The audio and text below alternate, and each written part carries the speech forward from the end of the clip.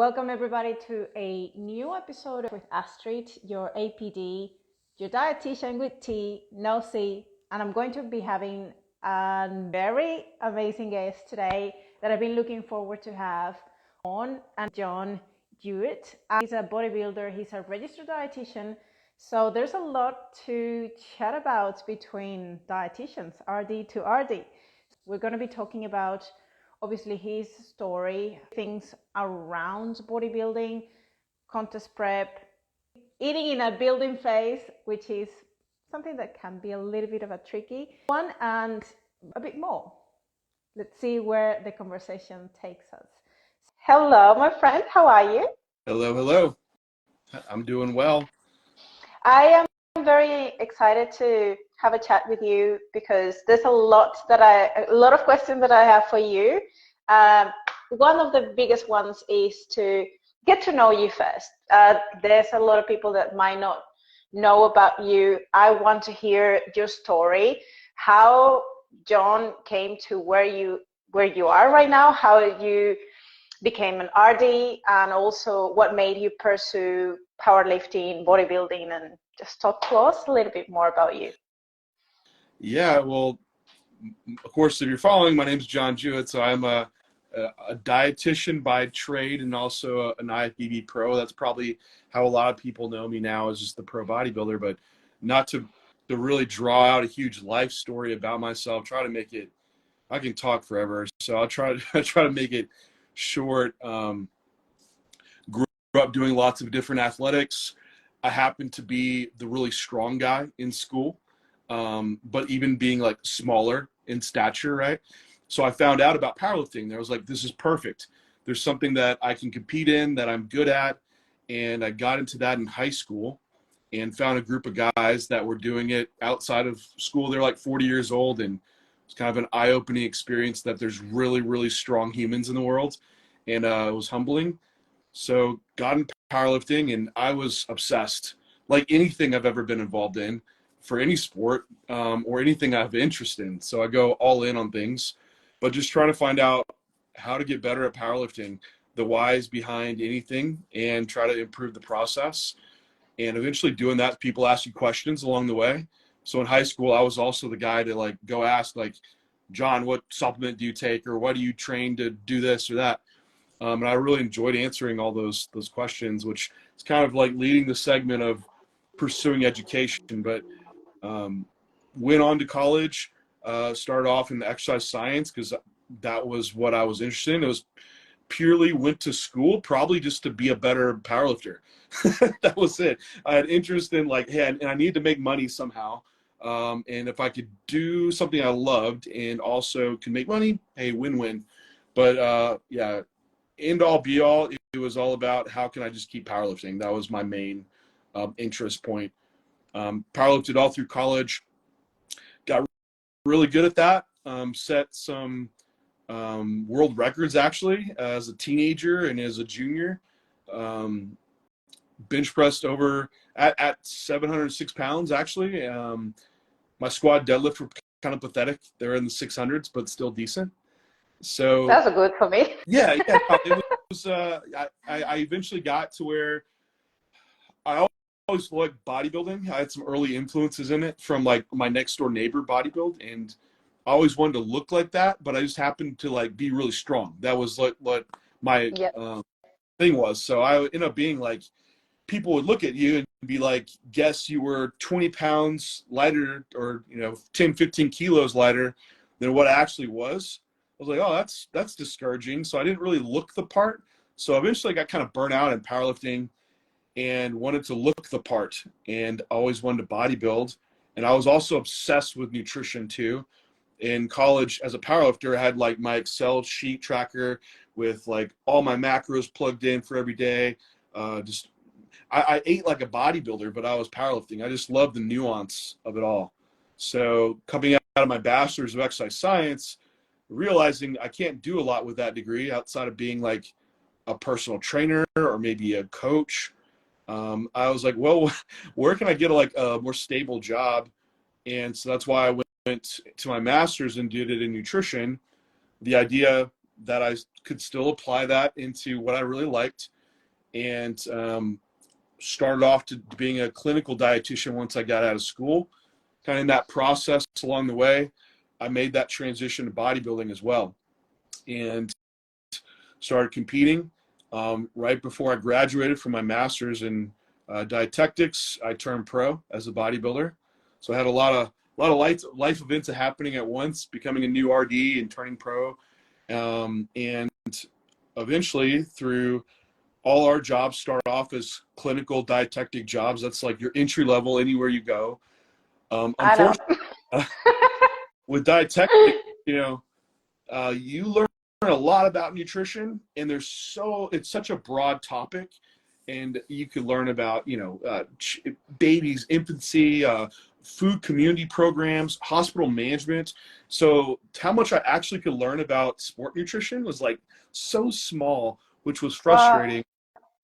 One week. Yeah. That's it. Yeah. Well, for we me. got a semester. We got one class, but that was it, So, and so, through all that, I eventually was working in the hospital in bodybuilding, and I got to a point where I had some clients on the side. I think I had maybe 6 coaching clients for like just lifestyle and actually competition. And I loved that. And I had a point where I have to get really good at working in the hospital and advance up and put my education there and leave this other coaching stuff aside, or go all in on my coaching business.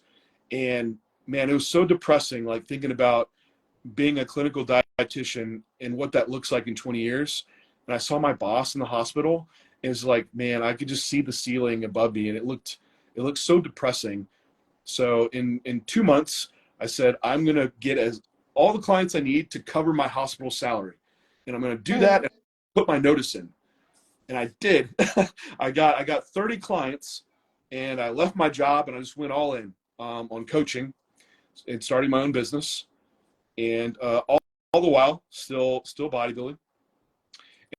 And that's what led to me being here where I am today, of coaching people and competing. And through just me learning, how can I keep bodybuilding more efficiently and find a job that allows me to bodybuild more efficiently. And people ask me questions of how do you do what you do, and like to hear what I said, that it led me to establish J3 University, which is now what I feel is like a leading physique education platform in bodybuilding, physique enhancement. So that's the short of my long story. Oh my goodness. I relate so much to your story, that transition. Like I've always loved, like I started on the fitness industry when I was 12 years old, and I am 35 now. So every single year of my life has been love for fitness and movement and exercise, nutrition.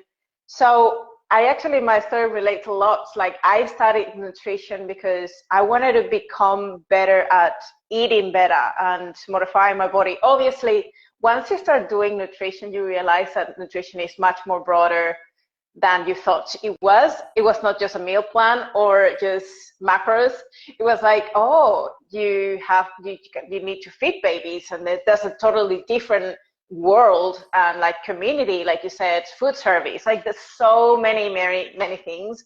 Like I don't like that stuff. I just want to do sports nutrition, and then you get to sports nutrition, and it's like just one short subject. I'm like, why is this not like 3 semesters?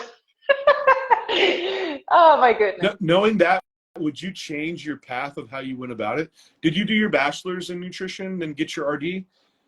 Yeah. I did. And then I did a master's degree when I came to Australia. Okay. And I liked that I feel like it was very similar to my bachelor's degree, but 2 years and a half, but it had more strength and focus on research. Yeah. And it also had more, I don't know, I think it had a lot more focus on that behavior change and just working with your patients, with your clients, more as a like motivational interviewing, just working with your client as a partnership rather than you being that prescriptive and just telling them what to do. So that was a big change of like mindsets and perspective around working with a client or a patient. And I think that's what I loved about doing some changes within my master's degree.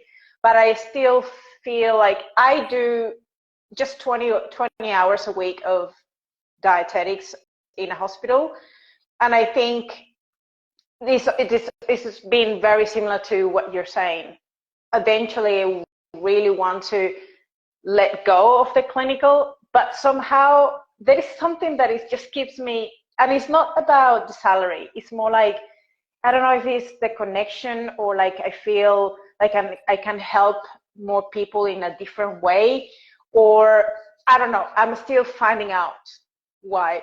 But this is all about you. It's not about me. So let's talk a bit more about your story. But I really wanted to tell you that I so much relate to your transition.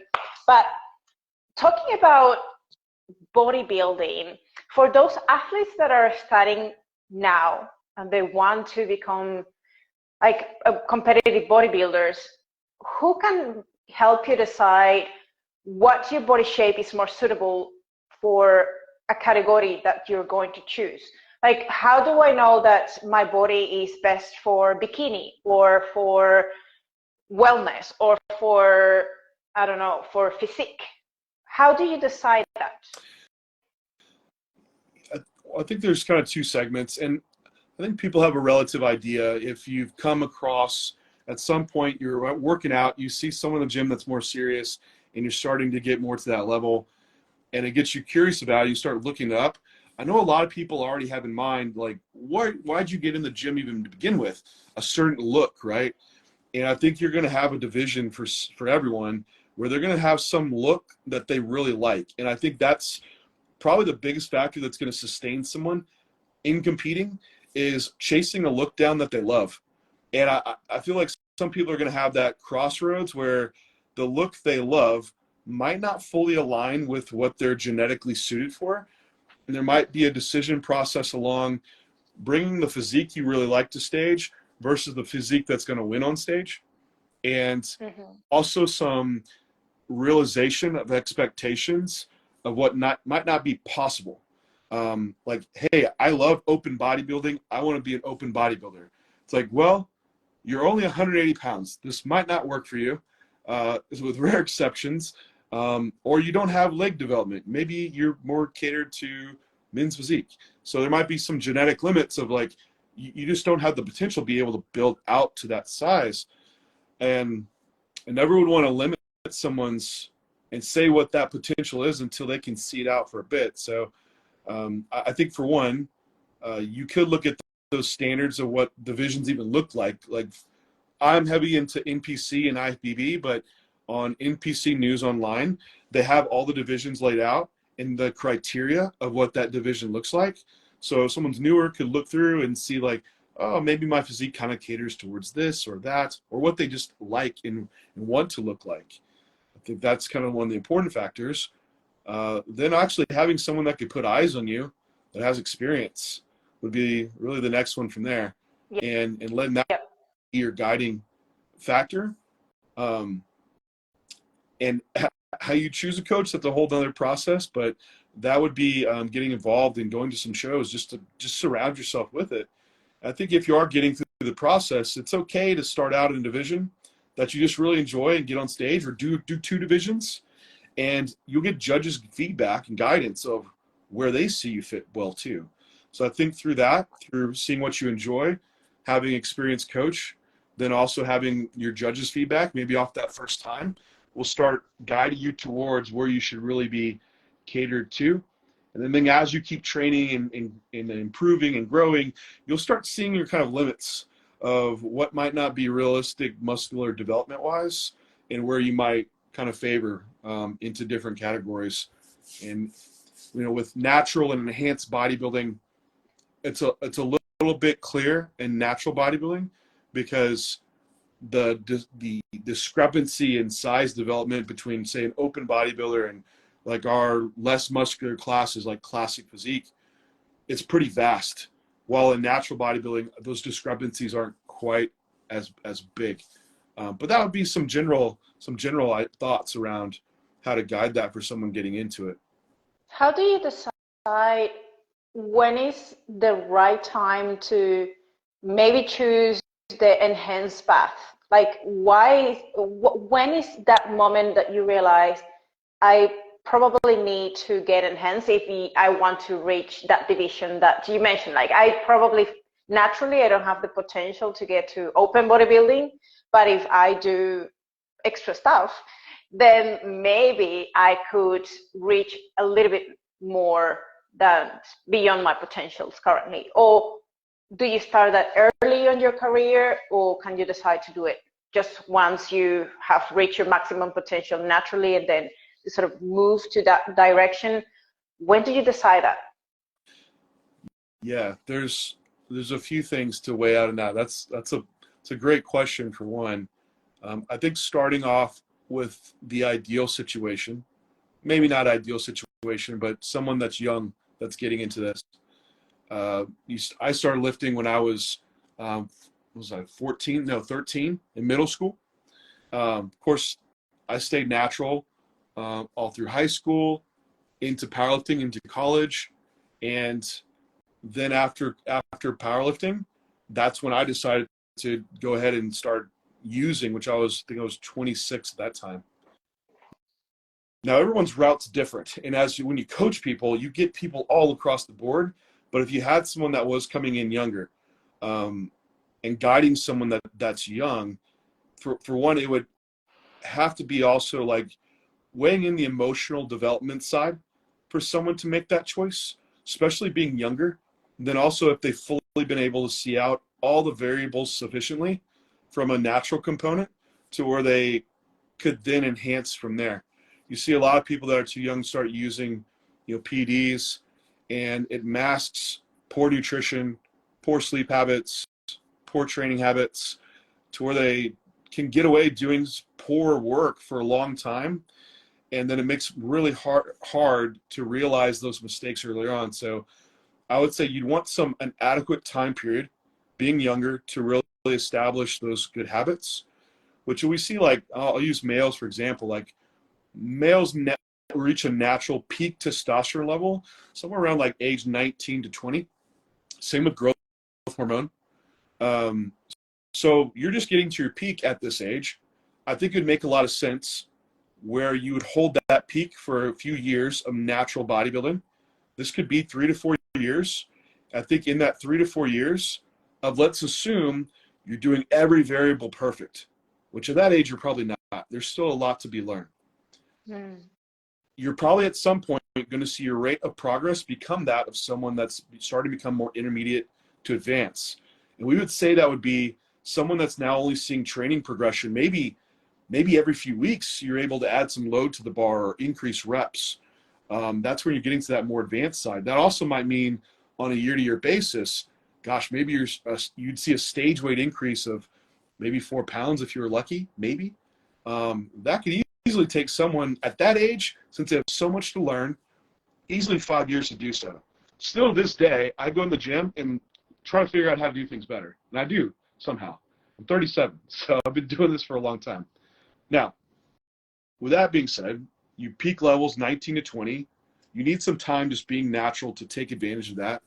Also in males, we don't see peak brain development fully until the age of around 25. So for one, I would have to ask, what about the emotional maturity of someone to make that decision for themselves, and also allow, because steroids do have an impact on the brain and development. So I would really want someone to be able to take advantage of their natural hormone levels, be at a young age where you can see out all those training variables, make sure we got full brain development.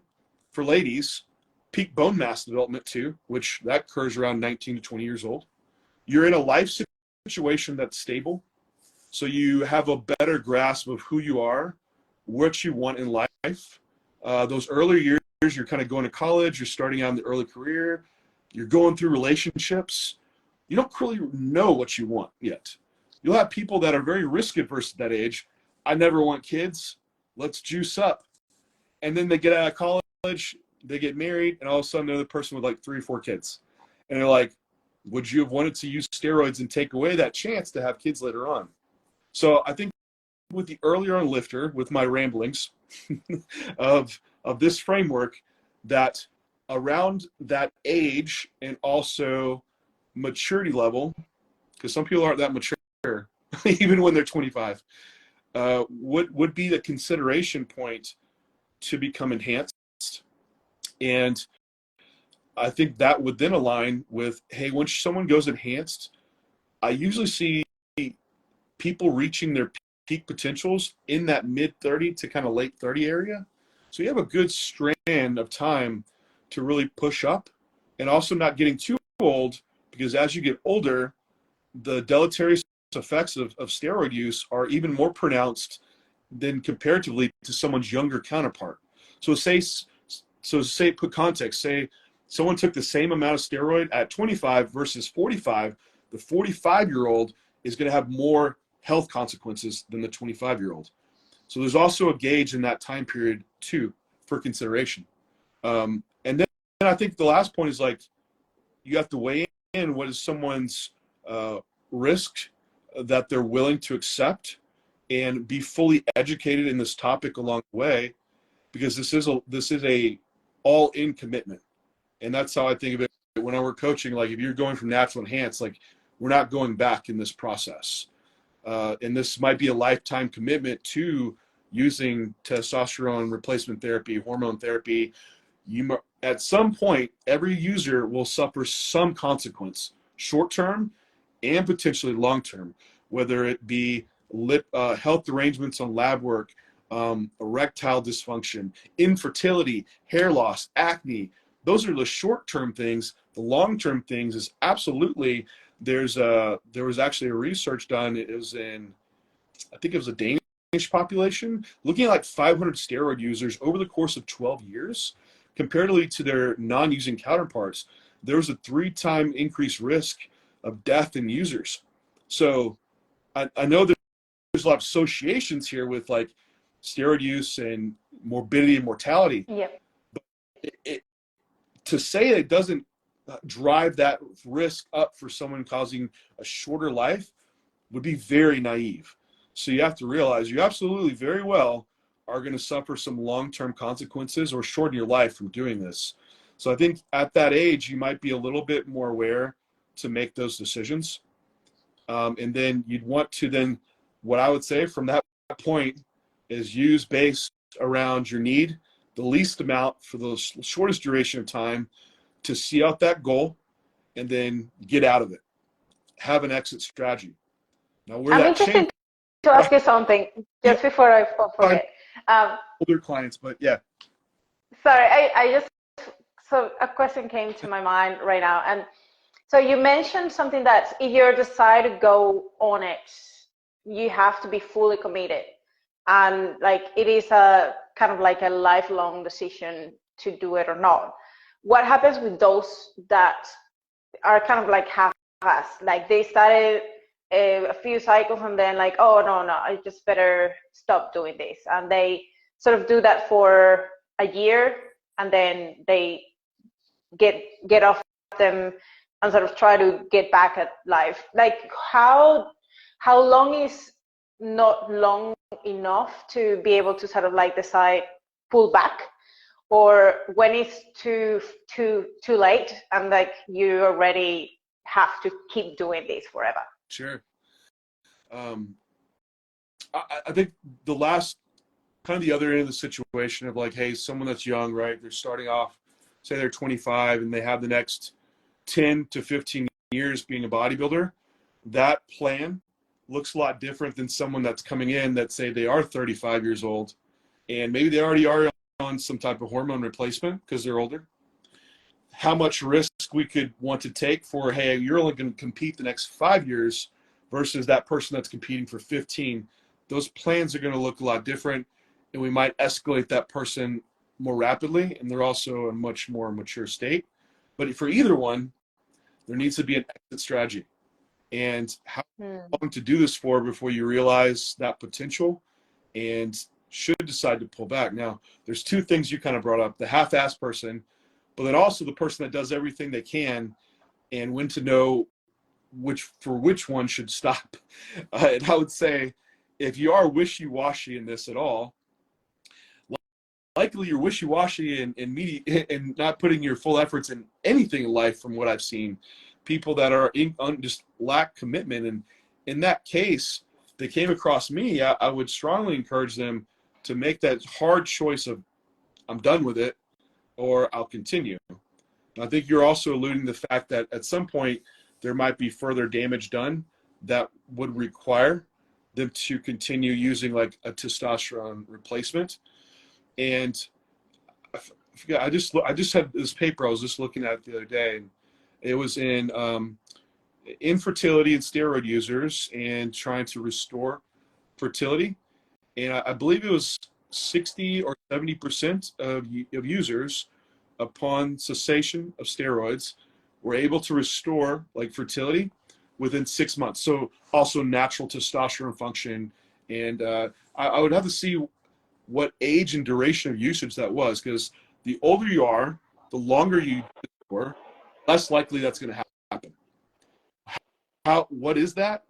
That's a question mark, really, because the individual response varies so much. And that's why you have to be okay if you're going to start using, as that might be the thing. It might not be okay. You might use something. I've seen guys go through one cycle and their test levels never come back to what they used to be. And others have done it for years, and then all of a sudden they have normal levels, which is ridiculous. The resilience of different people just varies so vastly. So a lot of times it's like, hey, you need to stay off, and probably if you're choosing this, give it a good solid year and see where you end up being, and off your lab works and health markers, and that might help guide the decision along with your physician, is if this is going to be possible to stop, or you might need some long-term replacement. Now, that later situation of that person that is all in and they're doing everything right, training, they've been moving up, using more PDs and growing. What I see is that of just PDs kind of reset the clock to natty gains. So like your first year being a natural bodybuilder, you could gain like 10, 13 pounds of stage weight in a year. Then it's like every year after, it could kind of get cut in half until it's very being enhanced. It just kind of flips that over again. You like kind of hit the restart button, and you very well could add 10, 15 pounds of stage weight or more. Some people do something crazy the first year. Then every year thereafter, it kind of starts getting cut in half. So if you think in natural bodybuilding, right, if you're all in like 3 to 5 years, you're probably going to get to that relatively advanced spot pretty quickly. Same with enhanced usage. So within that, I would say within 5 years of going all in, you're probably going to be really close to that. Well, it's beyond your genetic potential, maybe, but that potential competitive wise of where you're going to sit. So if you're doing everything, you're at that 5-year mark, all the PDs are in, and you're at a pretty high risk level for health deleterious effects, and you're still like at the amateur level, maybe not even competitive at the national level, I think that's the decision to make of how much do you love to do this versus how much risk you're exposing yourself to, and then make the call of like, should you just stop? And that's a really hard place, because some people just really love doing it, or guys that are real close to getting the pro card, they keep going and going and going. But you have to ask, well, what happens after the pro card? What happens after that pro show? What happens after the pro win? So at some point, you have to make that call, and probably within that time frame is a good point to decide on when should your exit plan start be putting in place. And for some guys, it's going to make a lot of sense to keep going if you can make a career out of this. And a lot of guys that are really good, within that 5-year mark, they'll already be a pro and already be on the competitive pro scene.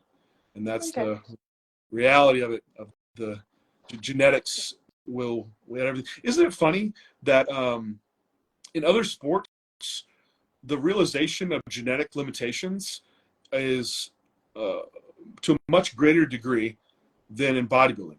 Like, people think like, yeah, I don't want to get that big. I don't want to be like Ronnie Coleman big. Like, yeah, don't worry about it. I won't have to worry about that either. While like, if you want you're like, I don't think I'll be Shaquille O'Neal big. That's okay. It's like, yeah, you can't even do that. Like, you could never dribble a ball like Kobe Bryant. Like, the genetic limits, people realize that more in other sports versus like bodybuilding, right? So anyway. Now, let me ask you something that I also have in my mind right now. And I think this is more like just coming for just normal, natural athlete. In order to get a decent degree of muscularity, definition, size, and we're talking about something decent that you can obviously see, well, this person has good amount of muscle, have a good amount of size. How many cycles of building, cutting, you reckon are needed in order to get there? Because a lot of people think that just 1 year is they're going to be ready, or they will have reached that nice developed physique. But when you actually see someone who has been putting in the work for 5, 6, 7, 8 years, the more years that happen and they continue to put in the work, their physique just gets better and better. And we're just talking about natural athlete. How many cycles you reckon you can start seeing some of that development looking nice and prepared? And I'm just thinking about a cycle of just building and then going back to defining, cutting, and see where you're at your leanest or at a decent lean level, and then decide, well, let's do another to see how more or how better can I get my physique. Maybe you focus on a specific part of your body, like shoulders, that you need more shoulder development, or more hamstrings. So like you start working on what areas of my body I need to develop more or work on. So I need to do another building phase and focus perhaps just on building that part. How many sort of cycles you reckon? Yeah, I think if we went back to that kind of initial framework of like, hey, doing everything right, of like 5 years of natural lifting, you can't just forever bulk and perma bulk throughout all that. Some people make the mistake of probably bulking too long. Some people make the mistake of trying to gain, or is it main gain? I don't know. Either one of those. Either one. Where just, hey, I'm just going to try to stay lean and build as little muscle as possible. Kind of end up just doing a poor job of either one. Or there's other people they mention that are fat, like they start bulking 1 week, then they're like, oh, I got too fat, I'm going to cut the next 2, and they're just on and off this process. It ends up also not making a lot of progress either way.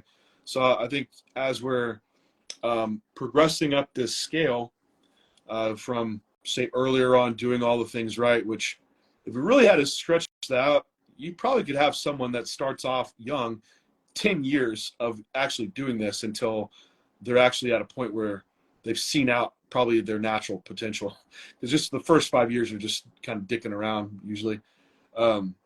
But with that being said, I think there's big chunks of time when you're earlier on where you should absolutely focus that towards just building, because you're going to have such a strong partition towards just building mass, and cutting wouldn't be the first aspect. But you can't, like I said, just forever bulk, because at some point you're going to have to wash off some body fat and kind of restart this process. And I know we've seen research come out around the P ratio. Like, is there a body fat percentage where you get too high where it limits muscular gain? That doesn't seem to be a thing. However, what's probably more limiting is your work capacity for productive training volume being too fat and heavy, then also deleterious effects to your health markers as well. So there's probably like a good range of body fat to stay within. Also, if you're planning on competing in bodybuilding, you don't want to get too far away from a reasonable contest prep duration, because you end up having a very long, fatiguing bout where you might not see it all out. But to kind of bring this back home, I think at least a 4-to-1 paradigm is pretty reasonable for muscle building to fat loss. And so this might be usually what I see, 20 to 24 weeks of building. And then that's followed with maybe 6 to 8 weeks of fat loss. And you could just keep repeating this process. Now, some people might not like being in a bulk phase that long. That could be okay. You could do a 12 to 14 week mass phase of 3 to 4 months, maybe have a little mini fat loss phase of 3 to 4 weeks, and then repeat that process. I think that's as frequent as I would do something like that. But the real stop point for how long you would mass for would be till you got to that body fat point that would be too high for productivity of training. Yep. Where your sleep's poor and your health's poor. That's the stop point there. The stop point for a fat loss phase, unless you plan to compete, would be prior to where it's also impacting the other side of training, sleep, being productive. So eventually I'm trying to keep someone in this phase of just being extremely productive in training, in sleep, and recovery. And that's going to be optimizing progress. At some point, you should dip down farther in fat loss to compete. And likely that's after you've been doing this for a few years. Now, how many years does it take to actually see the physique you want? Well, once we get to that point where training, you're becoming more intermediate to advanced, where training progression is really slow week to week. You maybe only see progress every few weeks. Your lean mass is only coming up 3 to 4 pounds a year. That probably is where you're just at. It's just not even your choice. So for you, it's might not be a relatively great physique, but it's just what you got. How long would that take? Well, I think at least on the individual level, I think it might take you that 5 years time to really see something substantial occur. And then from there, it's going to be inching along, like you mentioned, of, okay, now's the point where, man, I can't just generalize muscle building. I need to really bring up my delts, or I really want to bring up my chest. And so now you're at a point where you have to really allocate a lot of training to that body part. And that's when we move into those specialization training cycles. But that's probably at a point where you spent plenty of time developing overall your physique, and we're starting to see that slow progress occur. I know that was, I could talk, Astrid, just interrupt. I listen and getting more questions in my head. Now, you mentioned something that I'm very interested to talk to you about, because I know this is a very big challenge when it comes to, and I think most likely for women than for men, when it comes to building faces and just working against your mindset and body image. It could get to a point where it becomes very difficult to sustain and keep showing up and keep building and continue to have a surplus when you know that is your goal, that is there is an end goal, and that you're doing that for a specific reason. But there is another part of you that is saying you're fluffy, you're fat. There's a lot of voices saying that why the fuck I'm doing this? I don't see why I should be doing this if I don't feel like myself, I don't fit in my clothing anymore. How do you work with this big challenge? And I seem to come across with a lot of clients that I try to get them just to stop dieting and get them and we're not talking about bodybuilding. We're just talking about a normal building phase, but we see the same sort of challenges regardless. You're on a surplus, we're planning for doing 20, 24 weeks of a building phase. We're not doing anything crazy. We sometimes have to go slightly more conservative to sort of work with that mind and the challenges, that psychological challenges that will come with building phase. But what would be your approach specifically? And it could be with men and female, but I think it is more common in women. But what is your experience? What is your approach? The mental side is one of the hardest pieces into it. You'll have those clients, and they're rare, that are type A. They're just highly motivated, the internal drive to better themselves. It's almost innate. and they can have full belief in the system you're giving them to see out the best version of themselves, and they can envision that, and that's enough for them to wake up every day and execute. And even the days where they're not motivated, they're so routine to building in the discipline that it carries them through anyway. Because to truly change your body, especially in bodybuilding, it's extreme. Most of the time we're uncomfortable. In dieting phases, it's hard. In massing phases, it's hard. Like, you're never really comfortable, so you're always challenged to some degree. But I have to say, like, what's the state? Because I've done this for a long time, and I wouldn't have been able to if I only focused on the outcomes. I think for any clients, they initially come in and they want an outcome, right? I want to look like this. I want X amount of pounds off. I want to build this amount of muscle, and muscle building piece is tough, right? Because it's monotonous and you don't see a lot of change.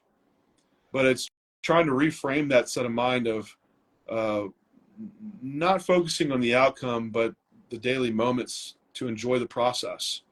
And we know and this is to enjoy, to build that motivation for those that don't have it necessarily yet in those moments. There's a few things that I think need to happen.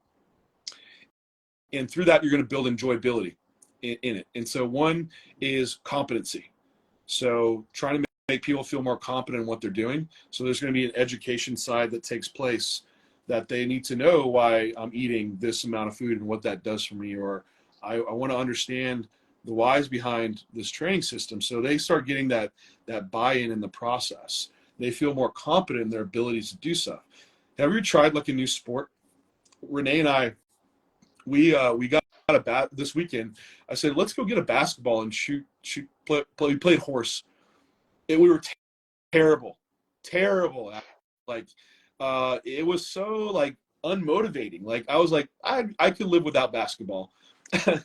But the new client is, right? They're like, this all kind of sucks. Now, if I had someone there that could probably show me like, oh yeah, shoot like this, I made a shot, be like, oh man, I'm getting more confident. This is great. So I think trying to really have a process that builds competency quick for your clients helps out. I also think pulling those clients into a group setting to have community is huge. I think a lot of us just want to have some type of connection with people. So if we had, say, a mass building group for females and a lifestyle group, we had some other girls, like, they could share their struggles, be like, yeah, I don't feel comfortable, but we're thick life, we're getting big. I think that could help build some of that enjoyability in the process as well. And then along with that, there also should be just a a daily inventory of things that you do enjoy in that, and having that positive outlook.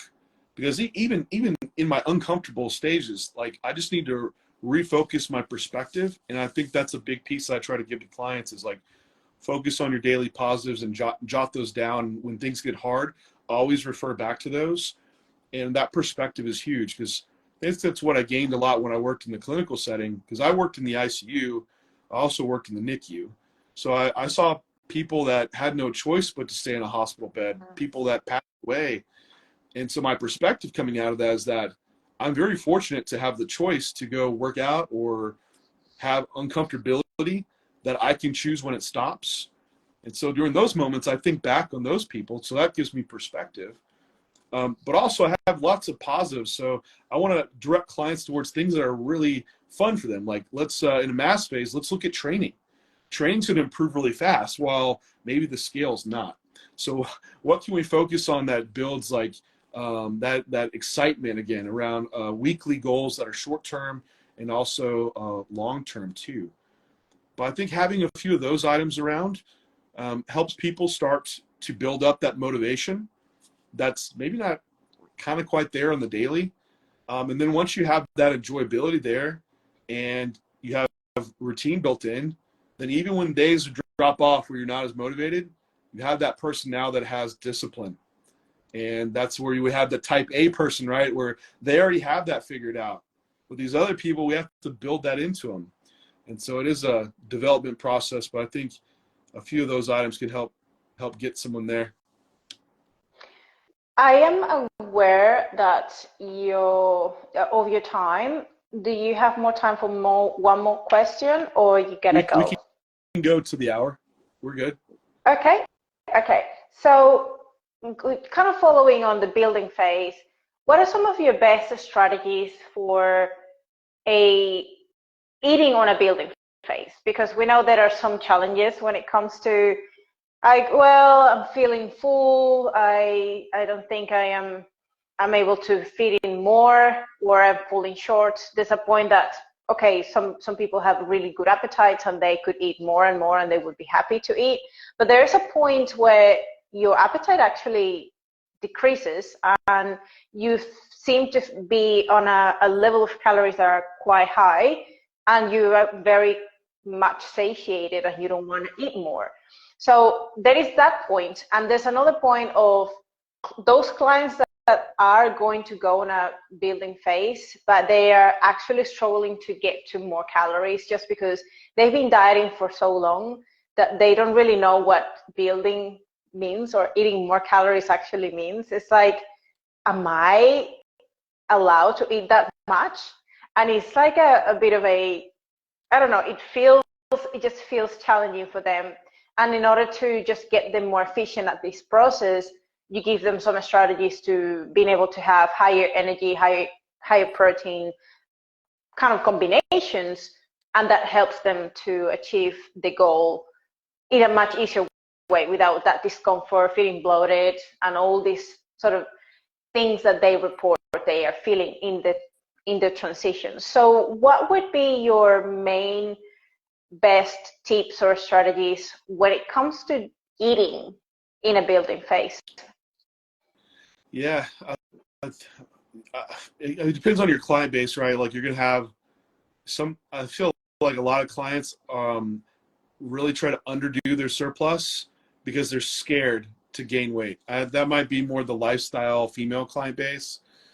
Even those coming out, like I'll say, I've had a bit of a struggle myself coming out of post show uh, because I want to make the most gain, but also I don't want such a rigorous dieting process. So you're trying to maintain of like, I don't want too much surplus, but then you might find a week where you're like, oh, I kind of almost maintained my body weight.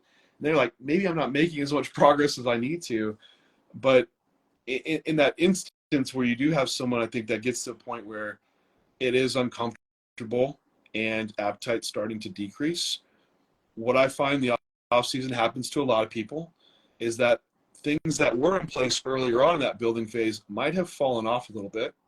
And the big thing is, I think, consistency and routine. And when that falls apart, we see a lot of the variables I'm about to mention are what become problems in appetite.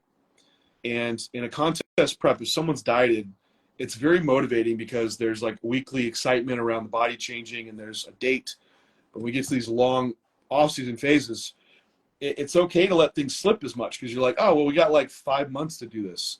And that's when it's not okay to let things slip because they add up to being at a point where this client is of poor appetite.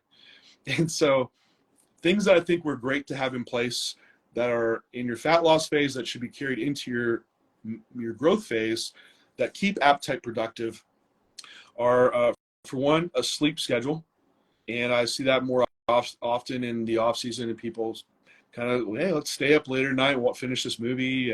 But if they were in a dieting prep, they wouldn't let that happen, right? So your appetite and hunger hormones are heavily regulated by sleep, and also any disruption in sleep can drastically affect your appetite.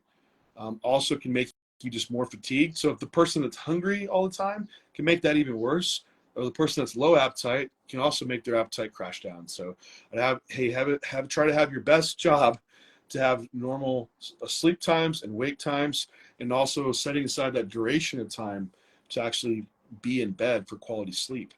That's one. Also, as you get bigger, in your body's natural reaction is to move less as you become more lethargic. There's kind of this point where usually in your dieting, people decrease their NEAT and their steps, right, and just become more lazy. And then you get more food, right? You're on the off season, you're moving around. Then this opposite point happens where you start getting really lethargic from all the food and you end up moving less as well.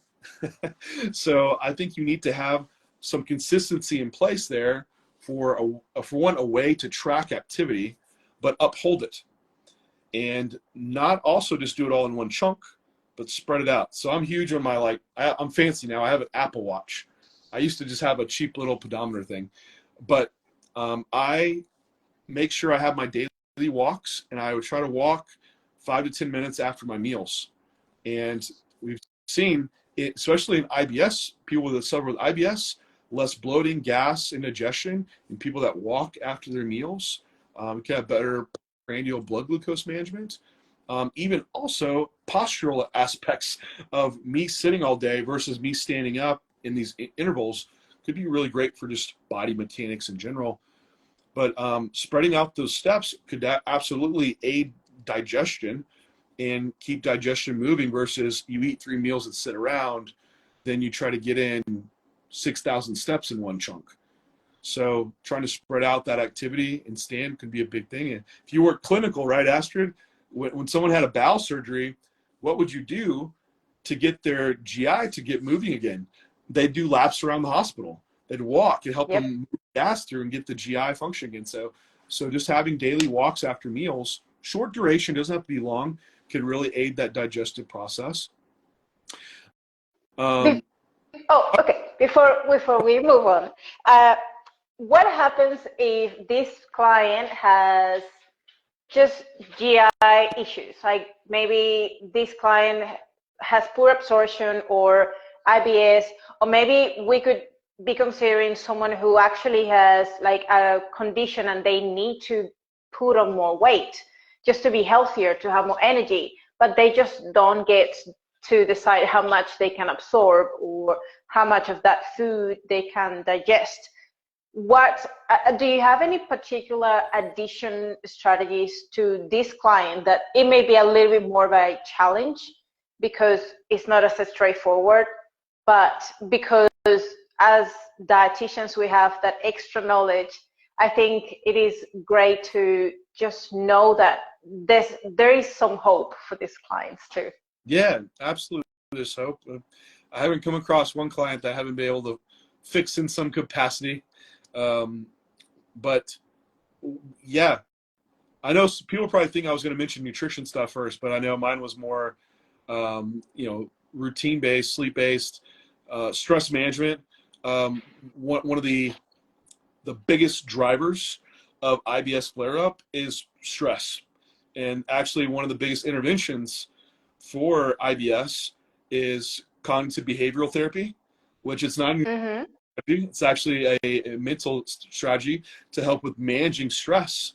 So my other point was going to be managing daily stress in life. And I think just those 3 things that I just mentioned that are not even nutrition related yet could be huge and probably resolving gastric issues that people are having. And I know the real hot topic now is, what's my GI protocol? What's your gut health protocol? What do you take on the daily for this, right? I'm like, I don't have a gut health protocol. Like, you just eat food and manage the other things. And for a lot of clients, the basics, like if you have someone that comes to you with GI distress, putting those basics in place, get them to sleep, lower stress, get them exercising, walking, and then we have the nutrition side. That'll fix most GI issues that are going on, rather than thinking like, oh yeah, we need to have this GI map. They probably have gut dysbiosis. Like, probably don't. Start with the umbrella, the basics, and then if you need to finally get down to something as niche as that, it happens. But I would say it's rare when I actually have to come across a client that I have to go that far with. But on the nutrition side, to your actual question, if we're managing stress and we're working on the mental side, the sleep and the routine and all that, nutrition-wise, I just try to have the basics in place for one, which all my bodybuilding clients are terrible about nutrition basics. I recommend 300 to 500 grams of fruits and also 300 to 500 grams of vegetables per day, which most bodybuilders don't do this. The whole Western community doesn't do this. That also comes with making sure you're getting plenty of soluble and insoluble fiber. 14 grams per 1,000 calories is a pretty roundabout good spot. Then also getting adequate hydration. So we're trying to get, about, I usually do 3/4 of an ounce per pound, but a lot of people, I let their just thirst and dictate where their fluid needs should rest. And I think if you have those components there, nutrition wise, that's an excellent start. If from there, if you have people who are like, hey, after I eat this meal, I feel like bloating, gas, uncomfortability to a point that it's bothersome, then we can address and look at those foods. And usually I start looking at which foods might be more gas forming, and maybe start pulling those out, or finding alternatives to those. But it's not going to a full, food map diet. It's not needed. It's just maybe let's removing one food that's kind of problematic, and then holding there, like one change at a time, so you can really see what's impactful or what's not. But I think just going through that process is enough for a lot of people, to get most of those issues kind of resolved. And I agree. massing wise, the same thing applies too. So, well, that's the standard. I keep that amount of fruits and vegetables in, even in the off season. And that's a big struggle for people. And I'll start transitioning people to more dense options for those. So instead of eating 300 grams of lettuce, why don't we eat 70 grams of peas?